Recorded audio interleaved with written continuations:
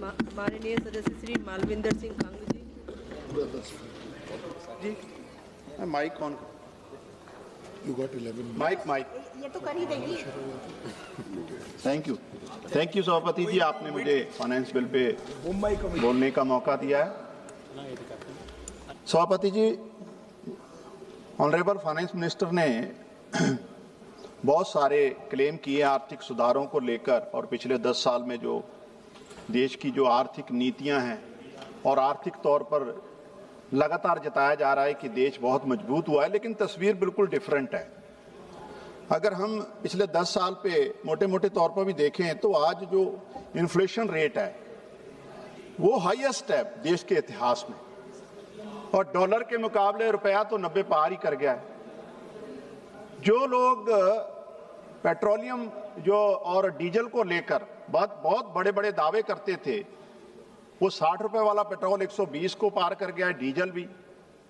और सबसे बड़ा नारा दिया था किसानों की डबल इनकम का, लेकिन किसानों की डबल इनकम नहीं हुई पिछले 10 साल में।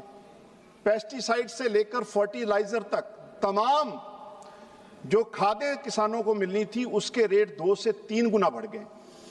ईडेबल ऑयल और दालें, उसके रेट 3 से 4 गुना तक बढ़े हैं।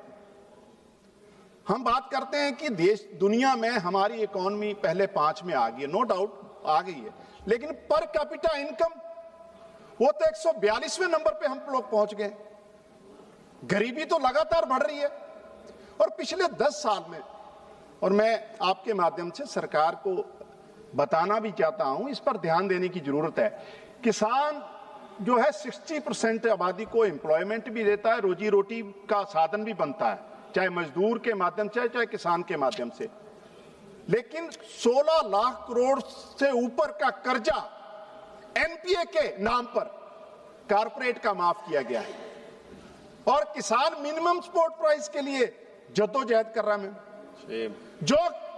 जो नौजवान देश की सेवा करने के लिए हर रोज सुबह 4 बजे सड़कों पे दौड़ते थे कि फौज में भर्ती होंगे, अग्निवीर के नाम पर उनको बेरोजगार कर दिया और वो गैंगस्टर बन रहे हैं वही नौजवान। और सबसे ज्यादा मैं देखता था जब हम पंजाब से दिल्ली आते, हरियाणा की सड़कों के नौजवान रनिंग करते तो सुबह 4 बजे। आज सबसे बड़ी गैंगस्टर की पनीरी जो है नर्सरी, वो हरियाणा बन गया है।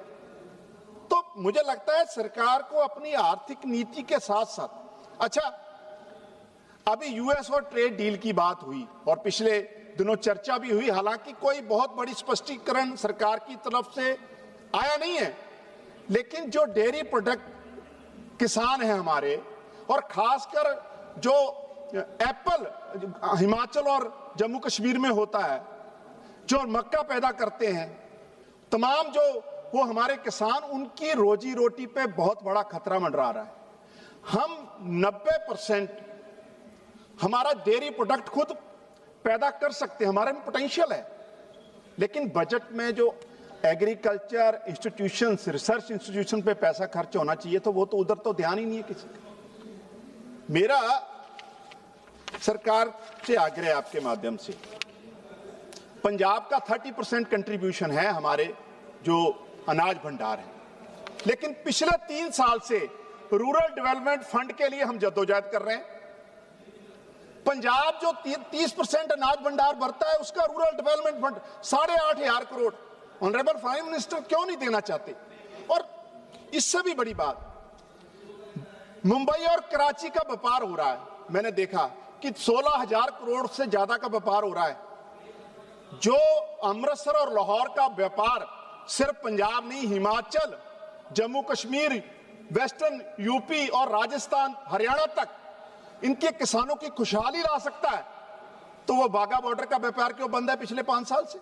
या तो फिर कराची और मुंबई का भी बंद होना चाहिए। वहां से हो सकता है, क्योंकि बड़े बड़े इन्फ्लुएंशियल कारपोरेट घराने व्यापार करते हैं। यहां से अगर व्यापार शुरू होगा तो आम साधारण किसान की जो आर्थिक स्थिति है बेहतर होगी, वो बंद पड़ा है, तो उसकी तरफ ध्यान देने की जरूरत है। ऑनरेबल सभापति जी,